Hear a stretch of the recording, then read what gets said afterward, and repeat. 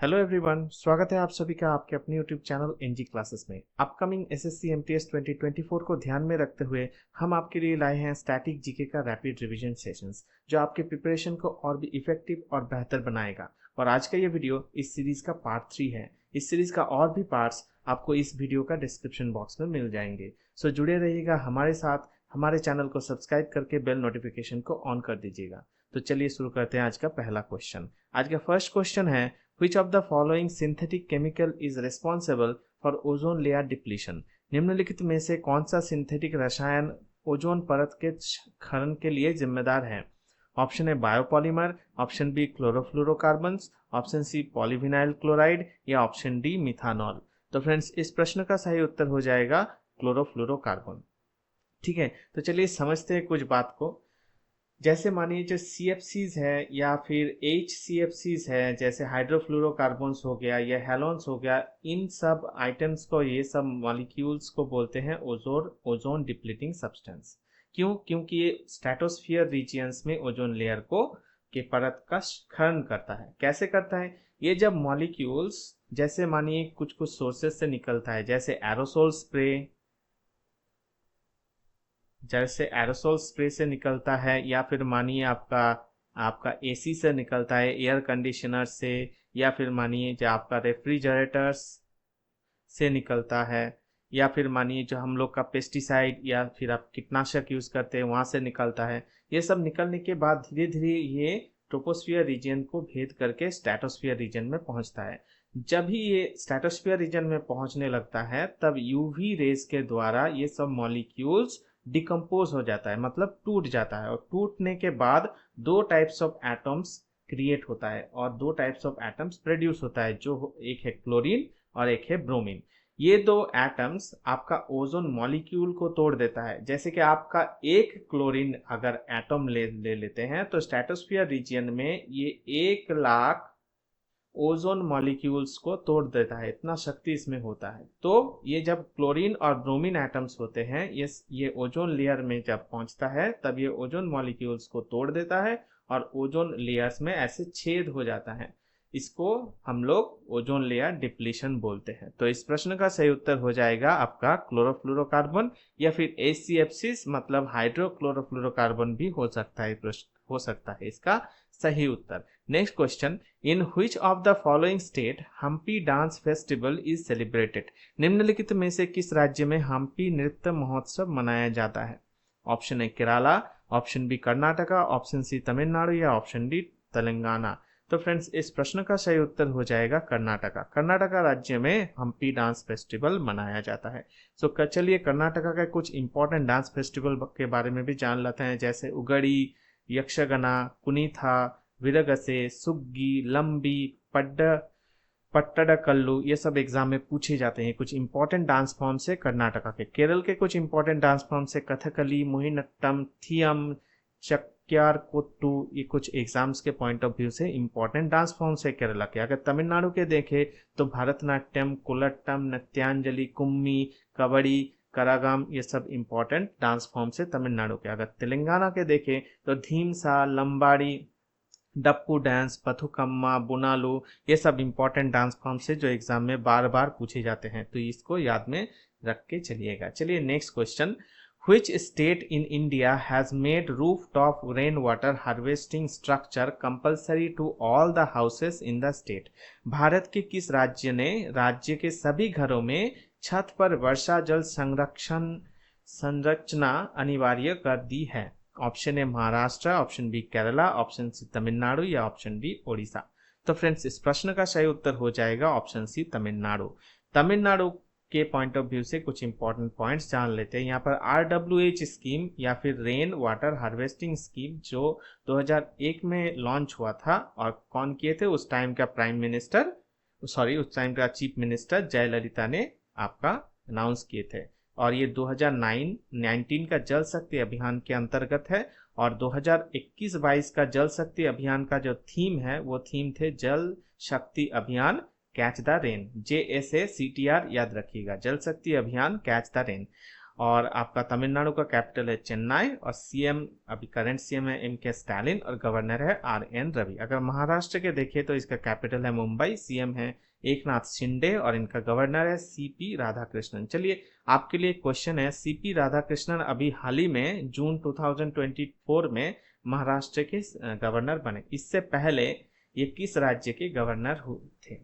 ठीक है, सीपी राधाकृष्णन महाराष्ट्र से पहले किस राज्य के गवर्नर थे? इसको आपको, इस प्रश्न का उत्तर आपको कमेंट बॉक्स में बताना है।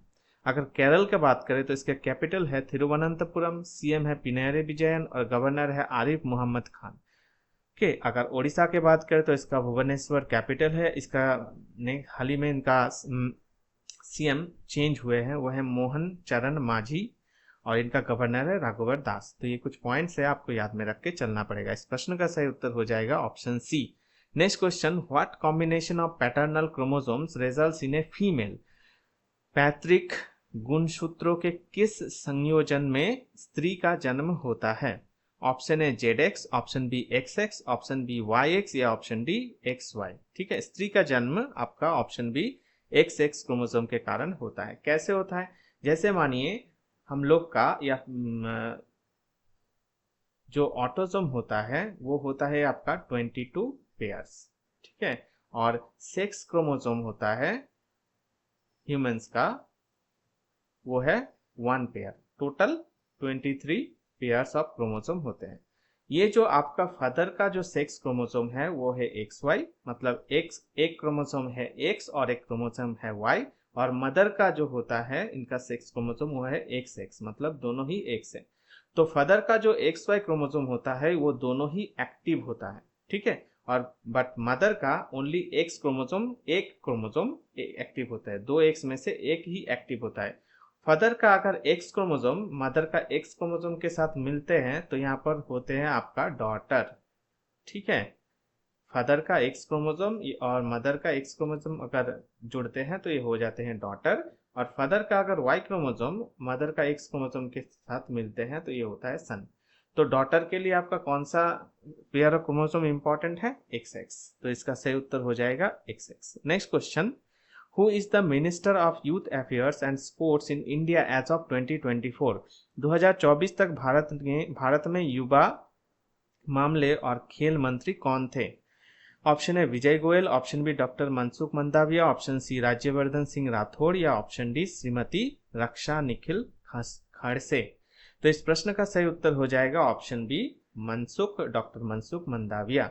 इनके पास और भी एक मिनिस्ट्री है, याद रखिएगा, जो है ministry of labour and employment of India. इनके पास 2 मिनिस्ट्री है, एक है ministry of youth affairs and sports in India, and second है ministry of labour and employment. तो इस प्रश्न का सही उत्तर हो जाएगा option B. Next question, which of the following gas causes rancidity in food products? निम्नलिखित में से कौन से गैस खाद्य उत्पाद में बासीपन का कारण बनती है? बासीपन का कारण किसके मतलब गैस के कारण होता है? ऑप्शन है oxygen, option B hydrogen, option C nitrogen, या ऑप्शन डी कार्बन मोनोक्साइड। तो फ्रेंड्स इस प्रश्न का सही उत्तर हो जाएगा ऑप्शन ए ऑक्सीजन, ठीक है। अगर वायुमंडल में डिफरेंट गैसेस के बात करें कितने परसेंटेज है, तो यहाँ पर आपको 4 गैसेस का याद रखना है एग्जाम के पॉइंट ऑफ व्यू से। जैसे नाइट्रोजन है उसका परसेंटेज है 78.084%, ऑक्सीजन के बात करें तो यह है 20.946%, अगर आर्गन की बात करें तो 0.934%, और यह कार्बन डाइऑक्साइड की बात करें तो यह है 0.037%। ये एग्जाम में पूछे जाते हैं, ठीक है। सबसे ज्यादा है नाइट्रोजन, ओके। तो इस प्रश्न का सही उत्तर हो जाएगा ऑक्सीजन। कार्बन मोनोऑक्साइड से भी आपका कुछ पॉइंट्स याद में रखना है, एग्जाम में बार बार पूछे जाते हैं। जैसे कि कार्बन मोनोऑक्साइड को बोला जाता है साइलेंट किलर और इनविजिबल किलर। एक इंपॉर्टेंट पॉइंट आप याद में रखिएगा, जैसे कि 1000 ppm मतलब 1000 पार्ट्स पर million of carbon monoxide in air can cause sudden death. अगर एयर में 1000 ppm, ये पॉइंट याद में रखिएगा, एग्जाम में यही एग्जैक्ट पॉइंट आपको पूछा जाता है। अगर एयर में 1000 पार्ट्स पर मिलियन ऑफ कार्बन मोनोऑक्साइड हो जाता है तब हम लोग का सडन डेथ हो सकता है, ठीक है।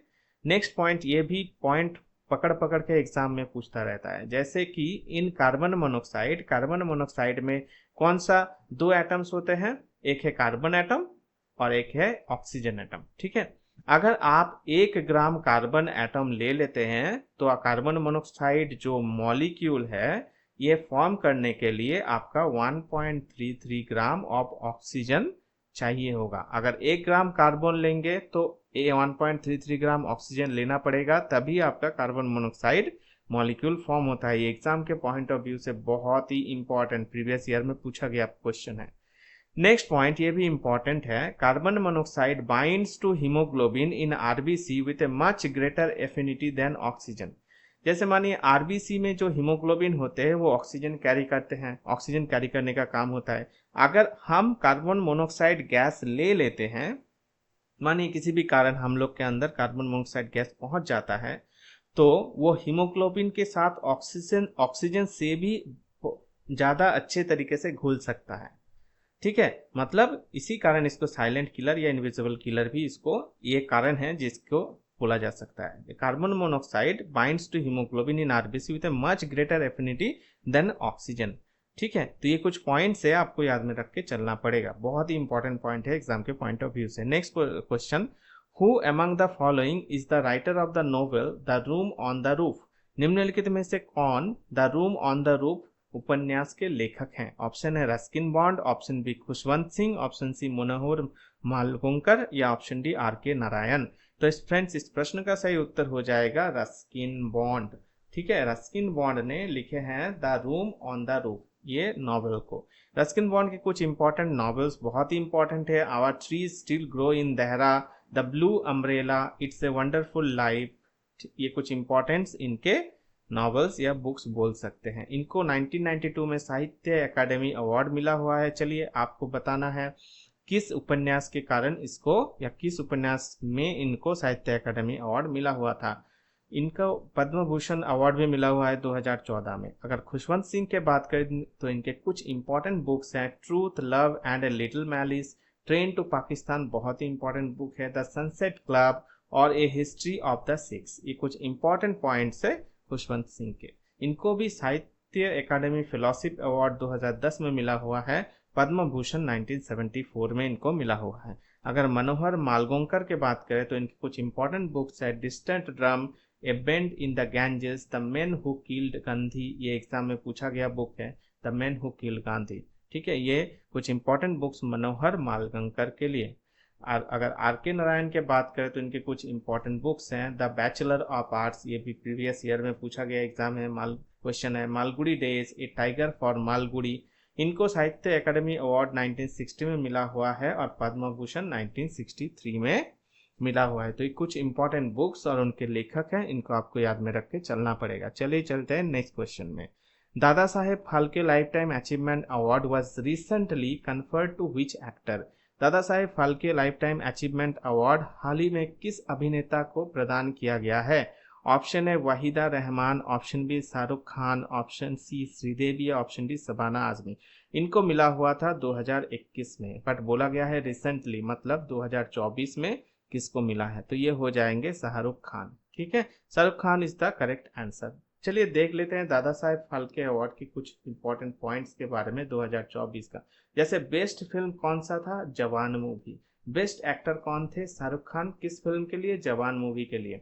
बेस्ट एक्ट्रेस कौन थे? रानी मुखर्जी, किस फिल्म के लिए? Mrs Chatterjee and Norway. ये 3 इंपॉर्टेंट पॉइंट्स आपको याद में रखना ही रखना पड़ेगा, यहाँ से एग्जाम में पूछे जा सकते हैं, बिकॉज ये करंट टॉपिक्स में पूछा जा सकता है क्वेश्चन।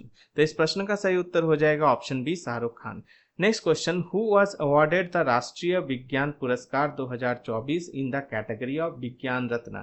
विज्ञान रत्न की श्रेणी में राष्ट्रीय विज्ञान पुरस्कार 2024 से किसे सम्मानित किया गया? Option A professor Govind Ranjan Padmanabhan, option B doctor Anand Ramakrishnan, C option C professor Umesh Varshney या option D professor Syed Wajih Ahmed Naqvi. तो फ्रेंड्स इस प्रश्न का सही उत्तर हो जाएगा option A professor Govind Ranjan Padmanabhan. इनको किस टॉपिक में मिला हुआ है? For his work on malaria parasites. Malaria parasite के लिए इनको विज्ञान रत्न सम्मान मिला हुआ है इस बार 2024 में। अगर बात करें राष्ट्रीय विज्ञान पुरस्कार 2024, तो ये इस साल ही शुरू हुआ है। किसको दिया जाता है? विज्ञान और प्रौद्योगिकी के किसी भी क्षेत्र में आजीवन योगदान देने वाले वैज्ञानिक को दिए जाते हैं। कौन देते हैं? बहुत ही इंपॉर्टेंट, प्रेसिडेंट ऑफ इंडिया या राष्ट्रपति देते हैं। कब इसको अनाउंस किया गया था? 11 मई, जो कि नेशनल टेक्नोलॉजी डे है, उस डे में इसको अनाउंस किया गया था। और कब दिया गया था? 23 अगस्त दिया गया था, जो कि एक नेशनल स्पेस डे मनाया जाता है हमारे देश में। और चंद्रयान 3 मिशन के सक्सेस को मनाने के लिए ये पुरस्कार दिए जाते हैं। ठीक है, ये कुछ इंपॉर्टेंट पॉइंट्स है, आपको याद में रखना पड़ेगा, बहुत ही इंपॉर्टेंट है इस साल किसी भी एग्जाम्स के लिए। Next question, amoeba belongs to which of the following kingdom? Amoeba निम्नलिखित में से किस राज्य से संबंधित है? Option A monera, option B fungi, option D protista या ऑप्शन डी एनिमलिया। तो फ्रेंड्स, इस प्रश्न का सही उत्तर हो जाएगा ऑप्शन सी, प्रोटिस्टा। अगर बात करें मोनेरा के, तो कुछ इंपॉर्टेंट एग्जाम्पल्स जान लीजिए। बैक्टीरिया बहुत ही इंपॉर्टेंट है, एग्जाम में पूछे जाते हैं। बैक्टीरिया किस किंगडम से है? मोनेरा किंगडम से। या नीला हरा शैवाल, ब्लू ग्रीन एल्गी, ये भी मोनेरा किंगडम से बिलोंग्स करते हैं। अगर फंगी किंगडम की बात करें तो ईस्ट याद रखिएगा और मशरूम्स याद रखिएगा। मशरूम फंगी किंगडम से बिलोंग करते हैं या फंगी राज्य से बिलोंग करते हैं। अगर एनिमलिया की बात करें तो ये तो बहुत सारे एग्जांपल्स हो जाएंगे, जैसे ह्यूमंस बोल सकते हैं, इंसेक्ट्स बोल सकते हैं, कैटल्स बोल सकते हैं, ये सभी एनिमलिया किंगडम के अंदर पड़ते हैं। तो इस प्रश्न का सही उत्तर हो जाएगा option C, protista. Next question, who is known as Haryana hurricane? बहुत ही मतलब इजी सवाल है। हरियाणा हरिकेन के नाम से किसे जाना जाता है? Option A Kapil Dev, option B Joginder Rao, option C Virender Sehwag या ऑप्शन डी युजवेंद्र चहल। तो फ्रेंड्स, इस प्रश्न का सही उत्तर हो जाएगा ऑप्शन ए कपिल देव। चलिए, आपको बताना है, कपिल देव जो इंडिया के कैप्टन रह चुके हैं, इनको वर्ल्ड कप मिला हुआ है और इनको किस साल में ये वर्ल्ड कप मिला हुआ है। ठीक है, in which year Kapil Dev won world cup. ठीक है, इसका उत्तर आप कमेंट बॉक्स में जरूर बताएं। अगर वीरेंद्र सहवाग की बात करें तो कुछ पॉइंट्स आप याद रखिएगा, कुछ इंपॉर्टेंट नाम है इनका, जैसे कि नवाब ऑफ नजफगढ़ इनको बोला जाता है, या मुल्तान का सुल्तान। ये दो नाम से वीरेंद्र सहवाग को बोला जाता है। Who is known as Haryana hurricanes? तो इस प्रश्न का सही उत्तर हो जाएगा Kapil Dev. Next question, the hanging gardens of Babylon is associated to which of the following ancient cultures? Babylon का हैंगिंग गार्डन निम्नलिखित में से किस प्राचीन संस्कृति से संबंधित है? ऑप्शन ए इजिप्टियन या मिस्री, option B Mesopotamia, option C Chinese या चीनी या ऑप्शन डी हड़प्पन। तो फ्रेंड्स, इस प्रश्न का सही उत्तर हो जाएगा ऑप्शन बी, मेसोपोटेमियन। ये जो हैंगिंग गार्डन्स ऑफ बेबीलोन है, इसको one of the 7 wonders of ancient world भी बोला जाता है। ठीक है, one of the 7 wonders of the ancient world, याद में रखिएगा। तो इस प्रश्न का सही उत्तर हो जाएगा Mesopotamia. Next question, which dynasty had developed the Gandhara school of art in ancient India? बहुत बार एग्जाम में पूछा गया है।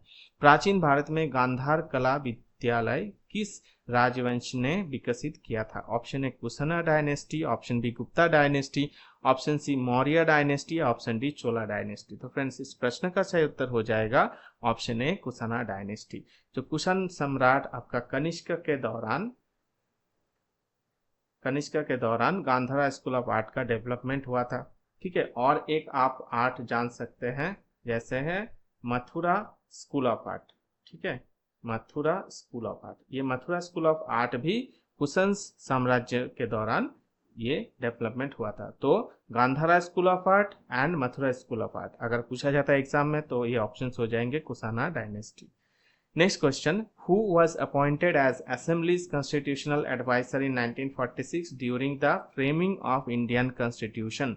भारतीय संविधान के निर्माण के दौरान 1946 में विधानसभा के संवैधानिक सलाहकार के रूप में किसे नियुक्त किया गया था? Option A B N Rau, option B B R Ambedkar या ऑप्शन सी गोपाला स्वामी अयंगर या option D K M Munshi. तो फ्रेंड्स, इस प्रश्न का सही उत्तर हो जाएगा option A, B N Rau. B N Rau Burma का जो कॉन्स्टिट्यूशन था 1947, उसको ड्राफ्टिंग करने में भी इनका योगदान रहा है। या 1950 में भारत का जो कॉन्स्टिट्यूशन है उसको डेवलपमेंट करने के लिए भी या ड्राफ्टिंग करने के लिए भी इनका नाम जाना जाता है। ठीक है, अगर बी आर अम्बेडकर की बात करें तो ड्राफ्टिंग कमेटी का चेयरमैन ये थे, भारतीय संविधान का जो ड्राफ्टिंग कमेटी था उसका चेयरमैन थे बी आर अम्बेडकर। और ये गोपाल स्वामी अयंगर या के एम मुंशी इस ड्राफ्टिंग कमेटी के 7 मेंबर्स में से 2 मेंबर्स थे, गोपाल स्वामी अयंगर और K M Munshi. One of the 7 members of the drafting committee. ये दोनों ही ड्राफ्टिंग कमेटी के 2 मेंबर्स थे। और ड्राफ्टिंग कमेटी के चेयरमैन कौन थे? BR अम्बेडकर। तो ये कुछ पॉइंट्स है, आपको याद में रख के चलना पड़ेगा। Next question, which reference to the GI tag in India, with reference to the GI tag in India, which of the following pairs is correct? Bharat में GI टैग के संदर्भ में निम्नलिखित में से कौन सा जोड़ सही है? Option A Chanderi sari Maharashtra, option B Aranmula Kannadi Karnataka, option C East India leather Tamil Nadu, या option D Kani shawl Gujarat. तो फ्रेंड्स देखिए, यहाँ पर जो चंदेरी साड़ी है ये मध्य प्रदेश से बिलोंग करते हैं, महाराष्ट्र से बिलोंग नहीं करता। अरनमुला कन्नड़ी ये केरला से बिलोंग करता है, कर्नाटका से बिलोंग नहीं करता। कनिस्वाल ये जम्मू कश्मीर से बिलोंग करता है, गुजरात से बिलोंग नहीं करता। बट ईस्ट इंडिया लेदर ये तमिलनाडु से बिलोंग करता है। तो इस प्रश्न का सही उत्तर हो जाएगा option C, East India leather Tamil Nadu. ठीक है, ये बहुत ही इंपॉर्टेंट पॉइंट हो सकता है आपके एग्जाम के पॉइंट ऑफ व्यू से। Next question, Which article in Indian Constitution states about fundamental duties? बहुत बार एग्जाम में पूछा जाता है ये क्वेश्चन। भारतीय संविधान का कौन सा अनुच्छेद मौलिक कर्तव्यों के बारे में बताता है? Option A article 31C, option B article 21A, option C article 15, या ऑप्शन डी आर्टिकल 51A। तो फ्रेंड्स यहाँ पर एक चीज आप याद रखिएगा, article 31C and article 31A ये दोनों क्या है? जो आर्टिकल 14 या आर्टिकल 19 में जो फंडामेंटल राइट्स है, ये दो आर्टिकल्स का एक्सेप्शंस है। Article 31C and article 31A are the exceptions of article 14 and article 19। ये दो आर्टिकल्स में फंडामेंटल राइट्स के बारे में बोला गया है। जैसे कि आर्टिकल 14 में राइट्स टू इक्वालिटी के बारे में बोला गया है, आर्टिकल 19 में राइट्स टू फ्रीडम के बारे में बोला गया है। और ये दो फंडामेंटल जो राइट्स है इनका कुछ एक्सेप्शंस या कुछ चेंजेस करके आर्टिकल 31C और आर्टिकल 31A को बनाया गया है। ठीक है, तो ये फंडामेंटल ड्यूटीज के बारे में नहीं है, फंडामेंटल राइट्स के बारे में है। अगर आर्टिकल 21A के बात करें तो ये राइट टू एजुकेशन के बारे में बोला गया है। 2002 में जो कॉन्स्टिट्यूशनल एक्ट का 86th अमेंडमेंट हुआ था, उस अमेंडमेंट में आर्टिकल 21A को कॉन्स्टिट्यूशन ऑफ इंडिया के अंदर इंसर्ट किया गया या कॉन्स्टिट्यूशन ऑफ इंडिया में ऐड किया गया है। और यहाँ पर बोला गया है कि 6 to 14 ईयर्स के बीच में जितने भी बच्चे हैं उन सब बच्चे को compulsory education and free education provide किया जाएगा हर एक राज्य के द्वारा। ठीक है, तो ये आर्टिकल 21 है, ये तो राइट टू एजुकेशन है, फंडामेंटल ड्यूटीज नहीं है, तो ये दो ऑप्शन नहीं होगा। अगर आर्टिकल 15 के बारे में बात करें तो आर्टिकल 15 बताता है कि आपका किसी भी जाति, धर्म, किसी भी वंश या किसी भी जाति, आपका लिंग या जन्म स्थान, ये सब के आधार पर कोई भी राज्य किसी भी सिटीजन को या किसी भी नागरिक को डिस्क्रिमिनेट नहीं कर सकता। ठीक है, भेदभाव नहीं कर सकता। आर्टिकल 15 में ये बोला गया है कि कोई भी राज्य उनके नागरिक को religion, race, caste, sex and place of birth इनके आधार पर भेदभाव नहीं कर सकता। तो ये तो आपका फंडामेंटल ड्यूटीज के बारे में नहीं बोला गया। तो article 51A is the correct answer which gives us और which states about the fundamental duties in Indian constitution. तो option D is the correct answer, right. Next question, What is the name of captains of Indians men's national hockey team in Paris Olympic 2024? Paris Olympic 2024 में भारतीय पुरुष राष्ट्रीय hockey team के कप्तान का नाम क्या है? Option A Hardik Singh, option B Jarmanpreet Singh, option C Harmanpreet Singh, या ऑप्शन डी मनप्रीत सिंह। तो फ्रेंड्स इस प्रश्न का सही उत्तर हो जाएगा ऑप्शन सी हरमनप्रीत सिंह। अगर बात करें पेरिस ओलंपिक 2024 के बारे में तो भारत ने कुल 6 मेडल्स जीते हुए हैं, जिन पर एक भी गोल्ड नहीं जीते हैं इस बार भारत, 1 सिल्वर मेडल और 5 ब्रोंज मेडल इस बार भारत ने जीते हैं। जैसे कि नीरज चोपड़ा सिल्वर मेडल जीते हैं मेंस जैवलिन थ्रो में, मनु भाकर ब्रोंज मेडल्स जीते हैं women's 10 metre air pistol event में, मनु भाकर और सरबजीत सिंह मिलकर mixed 10 metre air pistol event में ब्रोंज मेडल जीते हैं। स्वप्निल कुशले ब्रोंज मेडल जीते हैं इस साल पेरिस ओलंपिक के अंदर। इनका इवेंट क्या था? Men's 50 metre rifle 3 positions. और इंडिया का इस बार नेशनल हॉकी टीम को ब्रोंज मेडल्स मिला हुआ है और अमन शेरावत को ब्रोंज मेडल मिला हुआ है men's freestyle 57 KG event के अंदर। तो ये कुछ पॉइंट्स आपके एग्जाम के पॉइंट ऑफ व्यू से या पेरिस ओलंपिक 2024 के पॉइंट ऑफ व्यू से इंपॉर्टेंट हो सकता है। तो फ्रेंड्स इस प्रश्न का सही उत्तर हो जाएगा option C. Next question, where is headquarter of Allahabad bank situated? Allahabad bank का मुख्यालय कहाँ स्थित है? ऑप्शन है Allahabad, option B Hyderabad, option C Mumbai या ऑप्शन डी कोलकाता। तो फ्रेंड्स इस प्रश्न का सही उत्तर हो जाएगा ऑप्शन डी कोलकाता। अगर बात करें इलाहाबाद बैंक के एमडी एंड सीईओ के बारे में, तो इनके करंट एमडी एंड सीईओ है एस मल्लिकार्जुना राव। ठीक है, एस मल्लिकार्जुना मल्लिकार्जुना राव, एस मल्लिकार्जुना राव। अगर इंडियन बैंक के एमडी एंड सीईओ के बारे में बात करें तो ये है संतीलाल जैन। ठीक है, ये कुछ इंपॉर्टेंट पॉइंट्स है, एग्जाम के पॉइंट ऑफ व्यू से नोट डाउन कर लीजिएगा। Next question, what was the name of Swami Vivekananda's guru? Swami Vivekananda के गुरु का नाम क्या है? ऑप्शन है Ramana Maharshi, option B Paramahansa Yogananda, option C Adi Shankaracharya या ऑप्शन डी रामकृष्ण परमहंस। तो फ्रेंड्स इस प्रश्न का सही उत्तर हो जाएगा रामकृष्ण परमहंस। ठीक है, next question, when was the national anthem adopted in its Hindi version?